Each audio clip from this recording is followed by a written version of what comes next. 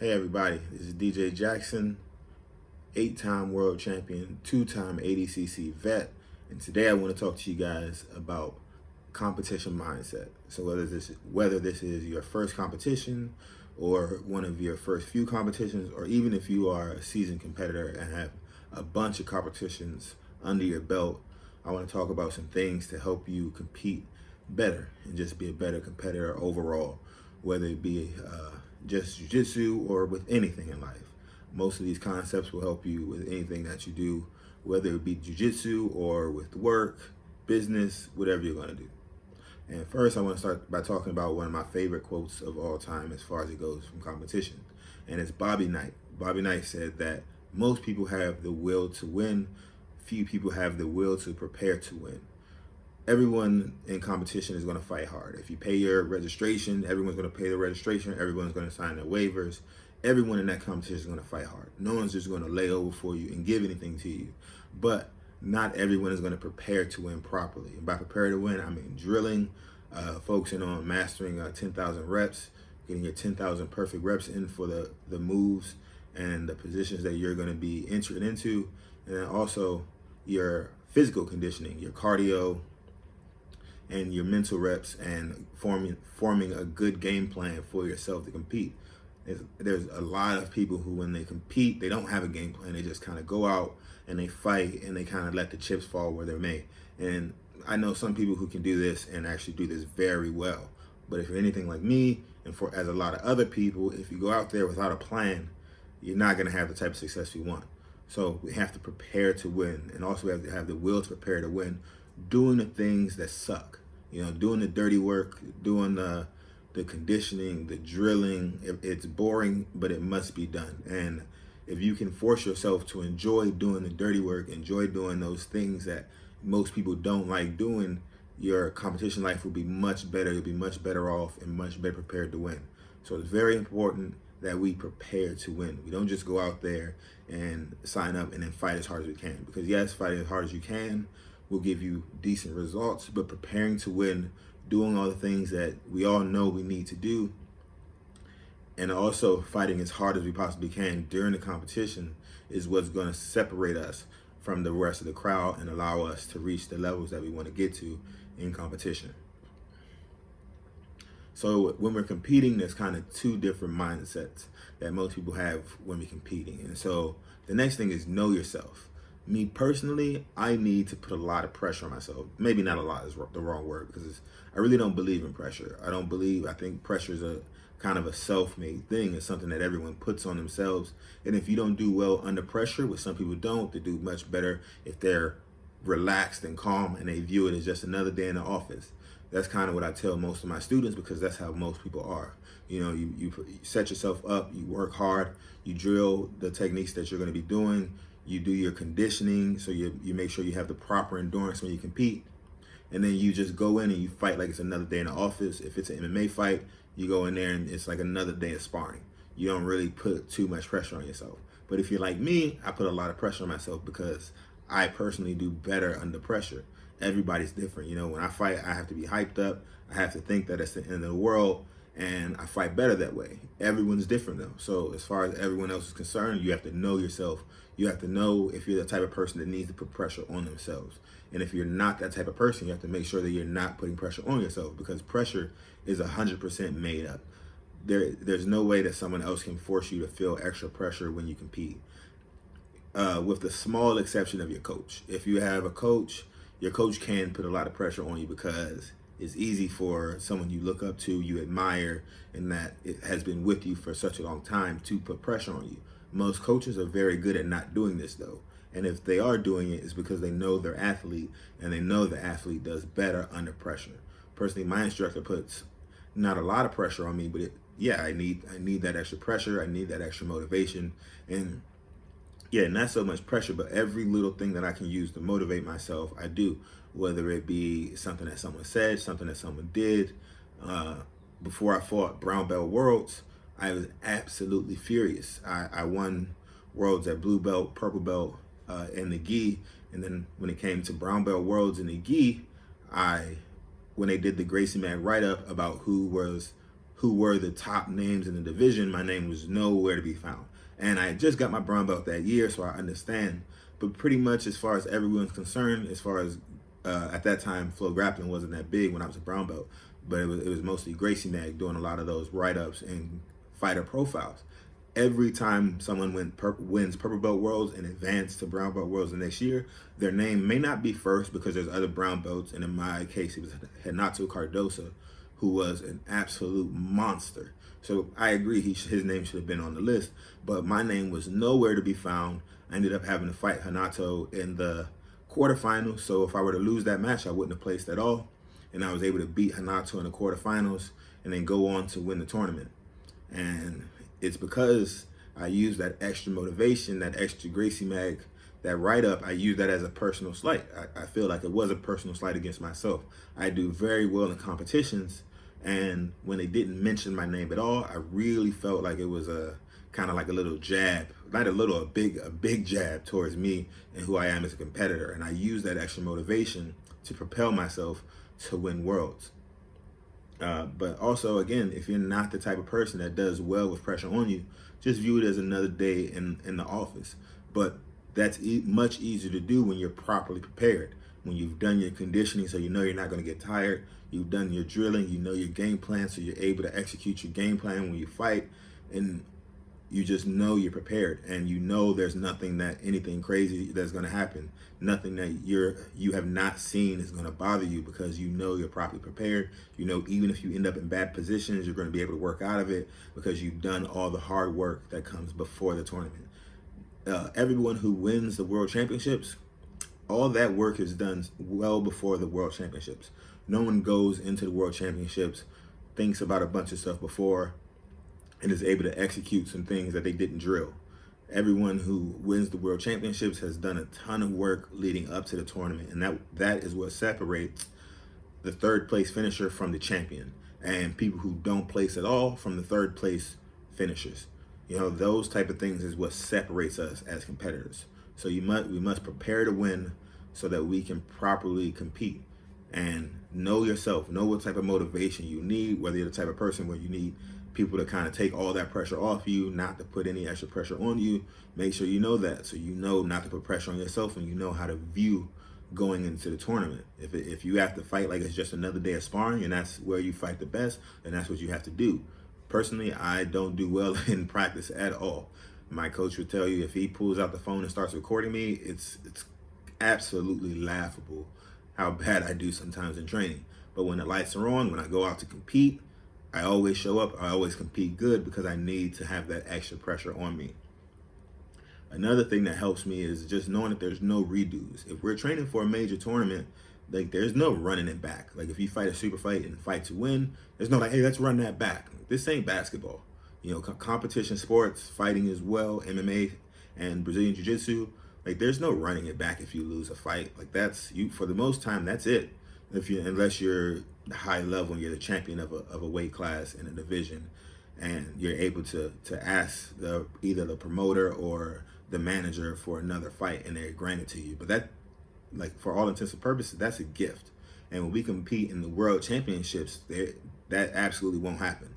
You have to wait an entire year, 365 days, to be able to get that back, to be able to fight again in the World Championship. So we have to understand that we have to be 100% focused when we compete, because if we lose focus for a second and we lose because of something silly because we lost focus, then we're going to have to wait a whole nother year to be able to compete again. And everyone's not going to win. So like there's a common thing we say in jiu-jitsu, like we call them first round clowns. Like if you lose the first round of a jiu-jitsu tournament, you're a first round clown.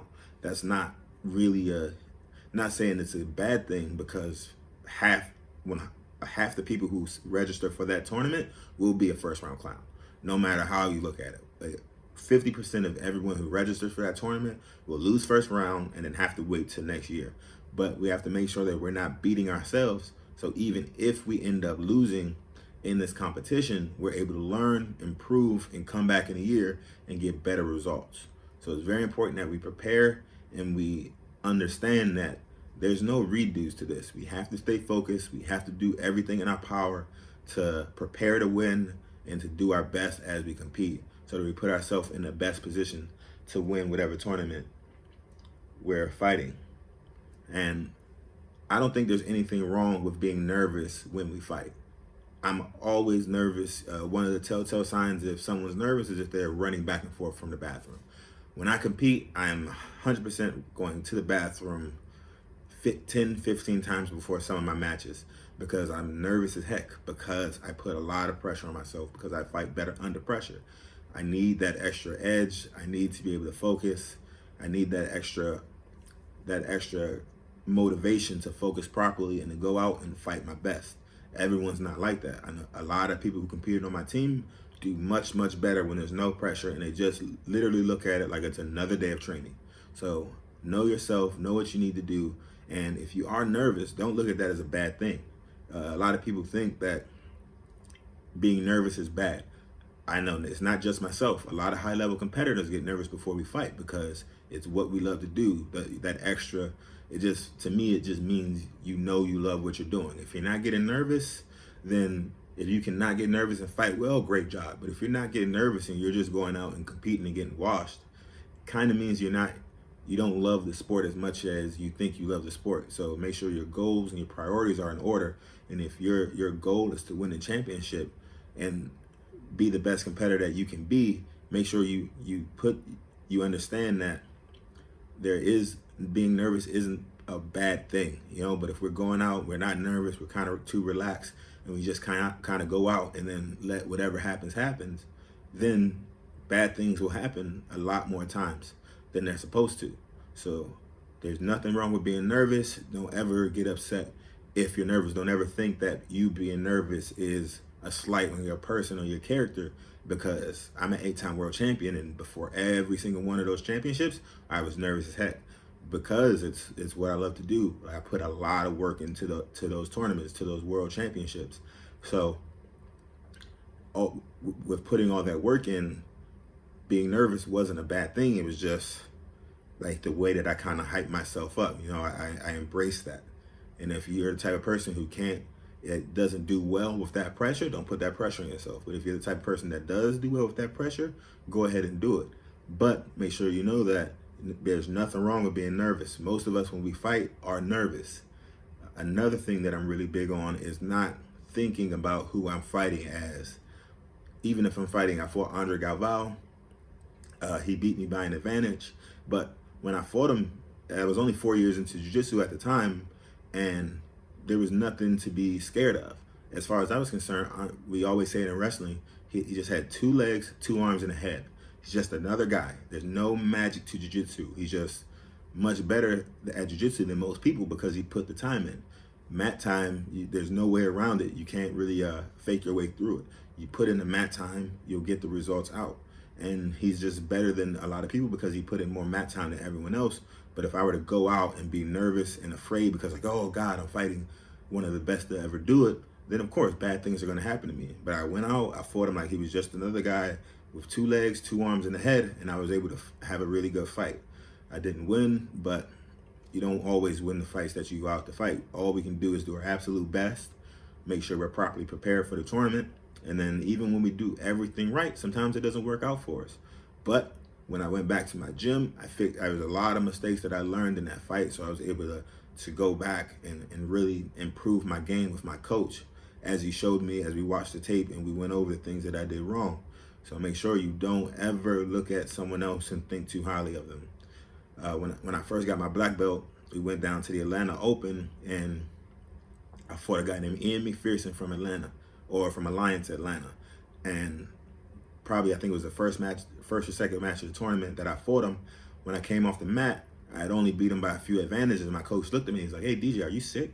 But I was like, no, why'd you ask that, sir? He's like, because I know what you're capable of, and you didn't do anything that we worked on. I didn't do any of the guard passes we've been working. I didn't do any of the takedowns we were working. I kind of let the nervousness get to me too much. And it was with a good competitor, but he was in no way, shape, or form someone that I should have been nervous about. So my coach looked at me and he said, "You're not allowed to be nervous when you fight regular people like this." And he kind of thought for a second and was like, "Okay, if you fight Marcelo Garcia, you're allowed to be nervous. And later on in that tournament, I didn't fight Marcelo, but I fought Lucas Lepre, who is also one of the best to ever do it. Some people consider him the best, but he's definitely one of the best to ever do it. He's won lightweight worlds so many times, probably 6 times, I think. I'd have to actually look it up, but it's a lot of times at the black belt level, which is super impressive. And I was able to beat him mostly because of my coach guiding me through that. He saw that I was nervous fighting someone from Atlanta, because we had one of the guys from that gym start training with us, and the guy was just in my head talking about how good Ian's leg locks were, how good his toe holds were. And yeah, he does have really good toe holds, but I've never been leg locked in competition. So looking back, I have absolutely no idea why I was afraid of this happening to me. But the guy on my own team was putting a lot of unnecessary pressure on myself. Like, I do enough of that myself. I don't really need teammates putting extra pressure on me, and that affected my competition. I was blessed to win that match by a few advantages, and I ended up fighting him in the absolute later, and I scored a bunch of points. I think it was 8-0, and then I could hear his wrist breaking as I put on one of my wrist locks that I do from side control. And he's a thug. He did not tap at all, because people don't sign up for tournaments to just go out and tap a lot of times, especially at the highest level. You won't see that happen a lot of times at blue and purple belt, but at black belt, you'll see it a lot. You'll put someone in a perfect submission, their arm will stop to pop, and they'll just look at you like absolutely nothing's happening. It's kind of a disgusting sound when it happens, but we have to be prepared for the person that we're fighting to fight this hard, and that's how hard we're going to need to fight. We either have to match that intensity, or for the most part exceed that type of intensity, because if we don't, that person is going to beat us. So make sure that we are properly prepared and we don't let that extra pressure get to us. Another thing that we have to make sure we do, which goes back to preparing, is game planning. We have to make sure we have a proper game plan when we compete, because if we don't have any type of game plan, and you go out and you fight someone who's good, their attacks are going to work.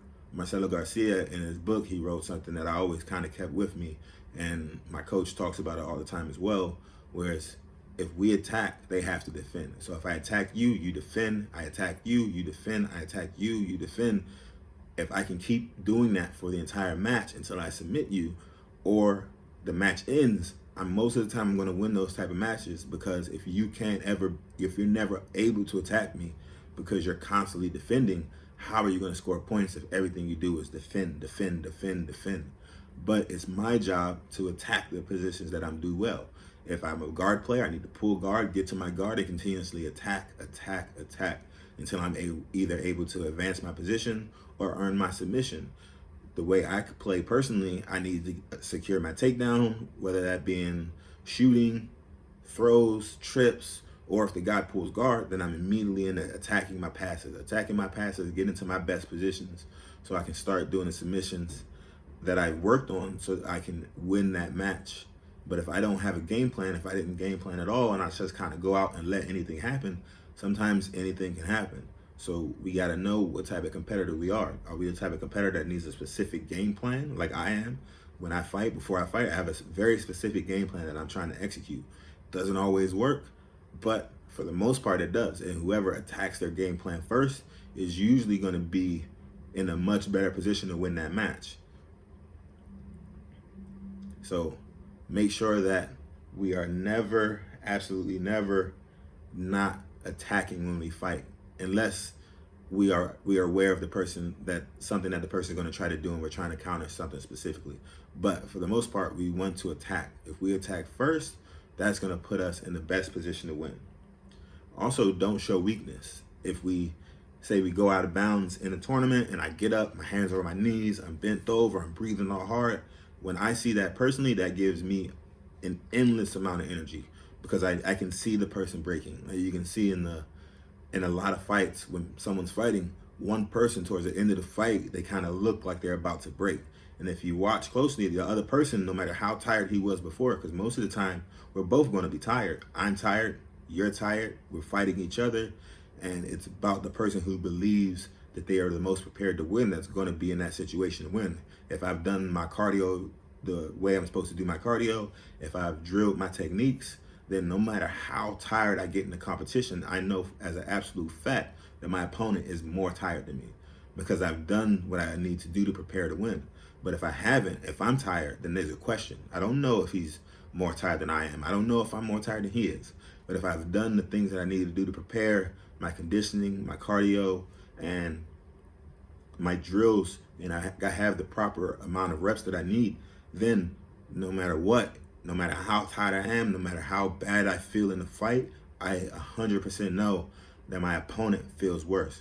So the ability to prepare to win is one of the most important things that's going to happen when we fight. We have to prepare to win. Everyone, absolutely everyone is going to go out and want to win. Everyone's going to fight hard, but we have to prepare. Like our cardio, our diet, our strength and conditioning, all those play a big factor in the way we compete. If I do all my cardio, but I'm eating freaking McDonald's every day, I'm not going to be able to keep up with a lot of the competitors who sign up for that division. But if we eat right, train right, drill right, do our conditioning and cardio right, then we're always going to be in a position to win those matches. And we always have to fight to the absolute end. I've been down in a lot of matches. I remember fighting Rafael Formiga Barbosa in the quarterfinals. No, not the quarterfinals. Sorry, one round before the quarterfinals at Pan Am's, and the match started really bad. I started off the match down 6 within the first 30 seconds because I didn't attack the way I need to properly attack. I was on the feet. I was waiting for him to pull guard because when we fight, he normally pulls guard. So I was waiting for him to pull, then I was going to start attacking my passes. But instead of pulling, he hit me with a beautiful Tomonagi. I tried the base side of it, tried to stay on my feet. He ended up jumping on my back. Now I'm down 6-0, or 4-0 at that point. And it was because I didn't do what I was supposed to do. I know I'm supposed to attack, so I messed up. But I messed up. The only thing that I can do now is protect against the choke, get him off my back, get my back to the mat, or try to spin out on top. I ended up spinning on top of him from when he was on my back, and then I was able to pass his guard, and he was doing a really good job of holding me and not allowing me to pass. I don't understand why I got hit for stalling in that match, but I did. But I just kept focused, kept working. He ended up being up 6-3 at that point, and I just kept working until I was able to secure the wrist lock towards the end of the match. I ended up popping his wrist, and then when he screamed, then the refs stepped in and stopped the match. But if I would have got down on myself like, oh crap, I messed up, now he's on my back, now I'm done, I would have been done. But I know that I prepared for that tournament. I could not have prepared better for that tournament. I didn't win that tournament, but I did everything that I needed to do to prepare. And I was able to beat him. Ended up losing to Clark Gracie in a really good match right after that, so I ended up taking third. But I was prepared to win. I was prepared. I did my conditioning, I did my cardio, I did my drills, and I had my game plan, and I was able to execute it. Even in the Clark Gracie match, I was able to execute my game plan for the most part, but it ended up getting stuck in one of his omoplatas for a while, and then ended up losing a rest decision to him. So we have to make sure we always fight to the end. Even if someone gets ahead on us of points early, that means absolutely nothing. It's a long match. 6-7 minutes is a decent amount of time. You don't want to start the match off down doing something stupid like I did versus Formiga. But if you do, the only thing we can do is do our absolute best to continue to try to get out of that position. So make sure that we are always fighting to the end, doing everything we can do to put ourselves in the best position to possibly win. One of my heroes, my favorite football player of all time, has a saying. It was in one of his interviews that he did, where they talk about what is his motivation to compete. And his motivation when he plays football, he talks about just running through people over and over and over and over again until that person just doesn't want to try to tackle him anymore. And when I compete, that's exactly what I try to do. I try to attack over and over and over and over again until I can break that person. But that comes with doing and focusing on my cardio as well. Because if I don't have the proper cardio to push someone to that limit, it's going to backfire. I'm going to push. I'm going to gas. Then that person is going to be in a better position to win that fight. But when I do my cardio properly and I attack and attack and attack and attack, usually there's never even an opportunity for that person to attack me. So you always have to make sure that we're properly prepared. Don't just think that you can do everything like normal people do, because especially if you're trying to be great at this sport, it's not really, the things we do aren't normal. People who don't fight, people who aren't into jiu-jitsu or any other combat sports they'll think we're crazy. They won't, like, man, why the hell does that guy run every morning? You know, like, it's bad for his knees. It's like, they'll always have a bunch of different excuses. But for us to be the best competitor that we can be, we have to prepare. Whether you need to run, whether you need to swim, or you have a different way to do your cardio, we have to make sure that we stay focused and do those things. Focus on having perfect reps during drilling, not slacking off in practice, not trying to take rounds off when it comes to spar, not trying to look for the easy rounds when it comes to spar as well, and going out and doing everything we can do in practice to prepare. And if we're prepared to win, we're going to be able to believe in our game plan and as we execute our game plan. So it's very important that we focus on making a game plan, but also focus on preparing. So while we're fighting, we're going to be able to execute that game plan and attack the person until we either secure the submission or we're going to have enough points at the end of the match to win. But that's all for today. So make sure that no matter what, we prepare to win. It's not all about just fighting as hard as we can. Even though the 100%, we have to fight as hard as we can, we have to be properly prepared to win these competitions. If we don't prepare to win, then we're not going to be in a situation where we can win. So make sure we prepare properly, and I'll be back with more videos soon. Make sure you add me on Instagram, Coach DJ Jackson, and I'll see you guys later.